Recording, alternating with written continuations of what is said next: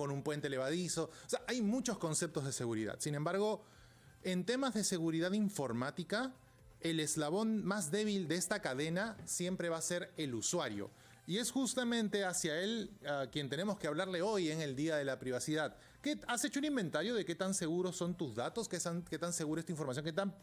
¿Qué tan privada esta información? Soy Jesús Vélez, arrancamos familia.com por RPP, la voz de todo el Perú, y vamos a hablar de eso, de tus datos. ¿Y qué tanto sabemos de ti? ¿O qué tanto Internet sabe de ti? ¿O qué tanto los demás saben de ti? ¿O qué tanto tú sabes de ti? Está conmigo Rogelio Giga, especialista de Derecho del Consumidor y Protección de Datos Personales de Aguirre Abogados y Asesores. ¿Cómo estás, Rogelio? Bienvenido a familia.com. Jesús, muchas gracias por la invitación. Un gusto estar aquí. Difícil googlear tu apellido igual, ¿no? Lo conversábamos fuera del aire y me hablabas justamente de una referencia muy otoñal que tiene que ver con la guía telefónica y la cantidad de gigas que había en el directorio nacional.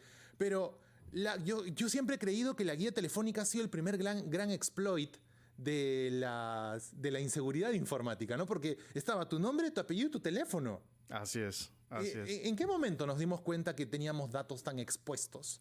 Lo que pasa es que desde el momento en que Internet se convierte en una herramienta masiva para transmisión, para recopilación o para generación de nueva información, es que esto llevado a nuestras actividades del día a día nos permite de una u otra forma interactuar con diferentes agentes, sean e-commerce, con una empresa para adquisición de algún producto, algún servicio, alguna tarjeta de crédito, incluso hasta para matricularnos en algún curso, en alguna universidad, de algún instituto.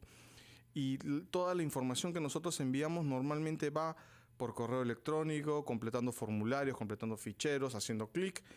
Y desde ahí es que, desde esos orígenes es que nos damos cuenta de que la información personal está en línea y puede ser utilizada evidentemente por el responsable de esa recopilación, pero mal utilizada puede ser empleado por cualquiera. Por supuesto. Bueno, y ni siquiera pongamos atención directamente o específicamente al tema de Internet. Hoy, que una boleta de venta pegada en la bolsa de un pedido de comida que lleva una moto y se despega por el aire y cae a la calle, es una exposición de datos igual.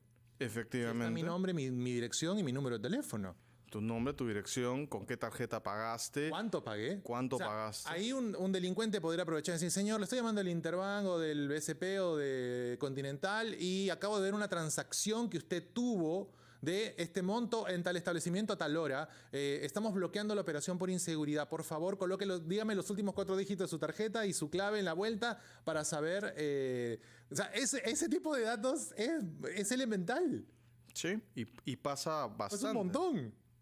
Pasa muy seguido. De hecho, buena parte de las denuncias, de los reclamos contra instituciones financieras es por las estafas que se producen a raíz de la filtración de información. Uh-huh. En muchos casos es la misma persona quien por desconocimiento filtra esa información, dejando el voucher en algún sitio, dejando el comprobante que se le cayó, o simplemente porque brinda su información, pero no la conserva con seguridad. Claro, antes de ir a asesores, estábamos hablando durante la pausa acerca de estas situaciones muy, muy granulares respecto a una tienda que puede tener un Excel y que de ahí tiene su base de datos de sus clientes, que pueden ser 10 o pueden ser 100, con teléfonos por WhatsApp. O sea, ya el hecho de formar un grupo de WhatsApp es casi una base de datos, ¿no? Así es. O sea, ya con eso existe en el país una legislación específica respecto a la protección de datos y privacidad de la información que rige la manera en que establecemos los criterios de seguridad y sobre todo solicitud de información ante instituciones, ¿no? ¿Cómo opera? ¿Cómo ha venido funcionando? ¿Requiere una actualización? ¿Cómo lo ves? La norma tiene, además de la propia ley, tiene un reglamento. A la fecha están funcionando, son operativos, pero lo que carecemos es de una cultura del tratamiento de la información, porque no hemos dimensionado de forma adecuada el valor de la información personal y el qué se puede hacer con la información personal. Te comento un breve ejemplo. Uh-huh. Cuando nos suscribimos a un sistema de puntos, Obviamente no puedo comentar el nombre de la empresa, pero los sistemas de puntos son muy conocidos. Sí, sí, sí. Para transporte, para compras en un supermercado, etc. En programa de fidelización. Sí, así es, los tal programas de fidelización, tal cual. ¿Y qué ocurre cuando uno se suscribe? Brinda su DNI, su nombre, su dirección, su correo, pero cuando uno efectúa los consumos, las compras, las adquisiciones, tienen tus números de tarjeta, saben con qué frecuencia adquieres de tal o cual producto, saben tu sector socioeconómico, tienen data de tus ingresos, y toda esa información puede cruzarse entre empresas del mismo grupo. Claro, o sea, un dato que entra por un producto dentro de una enorme corporación dedicada a venta de productos de múltiple uso.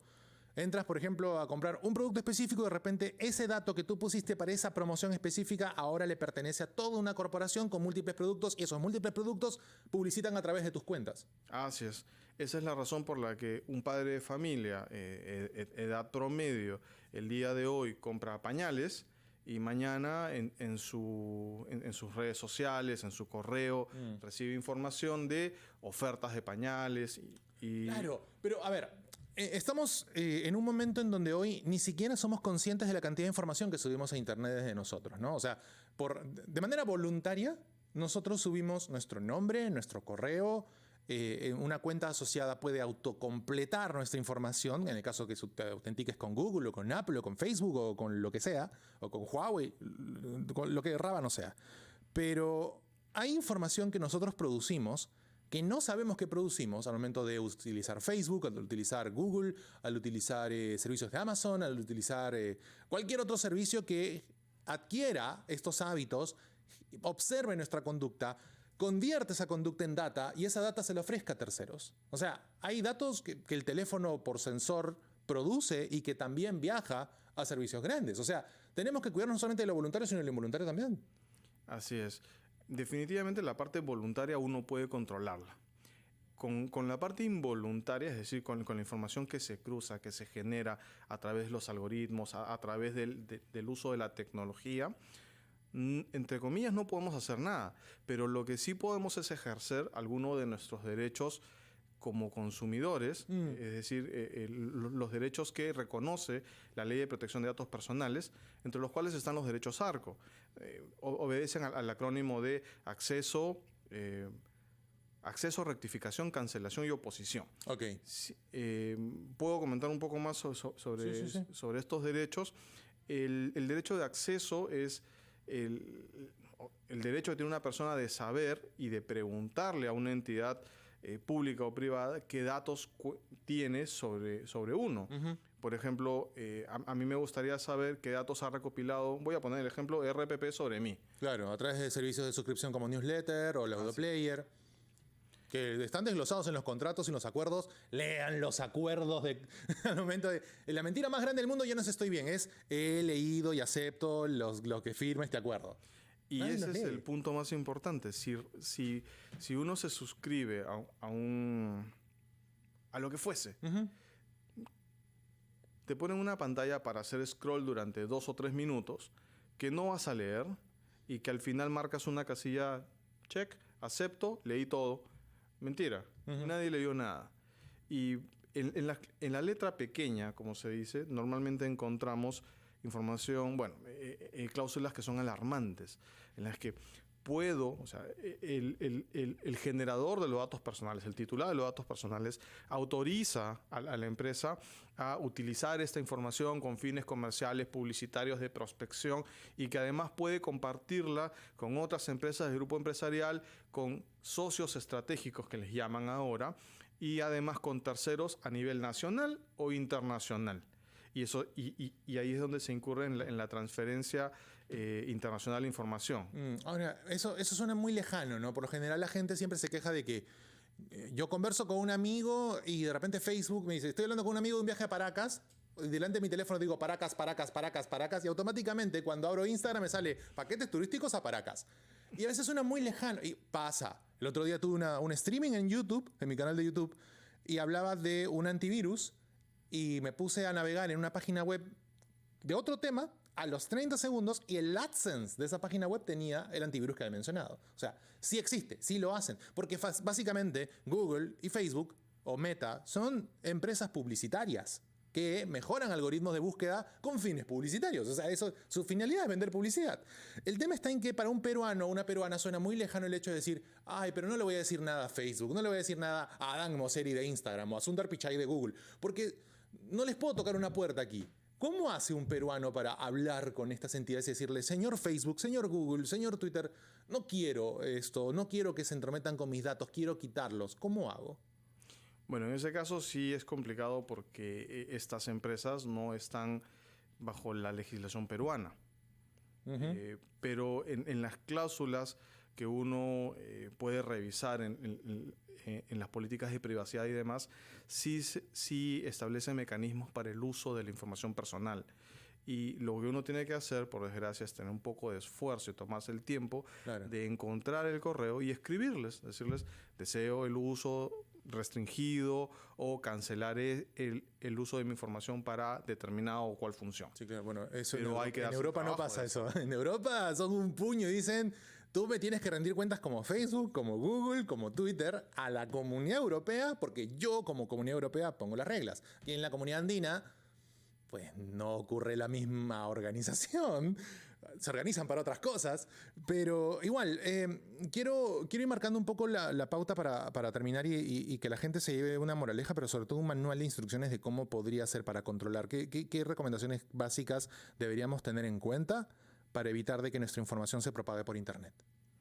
Ok, lo primero es que uno sepa que puede en cualquier momento solicitar información al titular del banco de datos personales mediante una solicitud que debe ser gratuita por ley. Decirle, oye, cuéntame qué datos personales tienes sobre mí.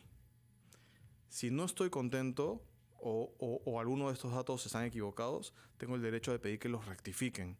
Si era soltero y ahora soy casado, si era casado y ahora soy viudo, como fuese, puedo pedir actualización de esa información. Si mi nombre cambió, si X.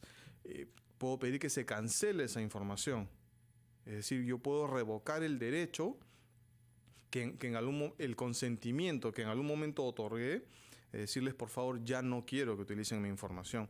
Y también puedo oponerme, por ejemplo, a la transferencia internacional de mi información o al uso de mi información con fines comerciales, con fines de prospección, con fines diferentes a los que yo he autorizado en algún momento. Lo que pasa es que nuestra legislación en principio obliga a las empresas a registrarse, a solicitar autorización a la Autoridad Nacional de Protección de Datos Personales. Y las sanciones que hay por incumplir con determinadas obligaciones que tiene la empresa van desde 0.5 UITs hasta 100 UITs. Okay. Y el año 2020, la Autoridad Nacional de Protección de Datos Personales impuso multas por encima de los 3 millones de soles a varias empresas. Y esa labor tiene que fortalecerse, esa labor tiene que continuar. No para que pongan multas, porque el propósito no es punitivo, el propósito no es... es preventivo, básicamente. Es preventivo, es protector, porque una vez que la información personal está fuera, que esa información sea cancelada, sea eliminada, desaparezca, es muy difícil. La huella digital, y esto tú lo sabes mucho mejor que yo, la huella digital que una persona, que uno deja en línea en el Internet es casi imposible de eliminar. Es casi eterna, sí.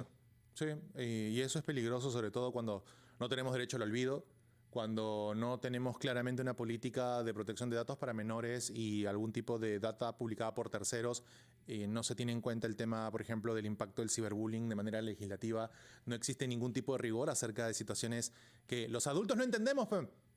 Así, valgan verdades. Hay legisladores que todavía viven pensando en darle vuelta a un trapiche para moler caña. Y acá todavía estamos demandando más ciberseguridad, que es creciente. Rogelio Giga, especialista en Derecho al Consumidor y Protección de Datos Personales de Aguirre Abogados y Asesores. Muchas gracias por tu tiempo aquí en Familia.com.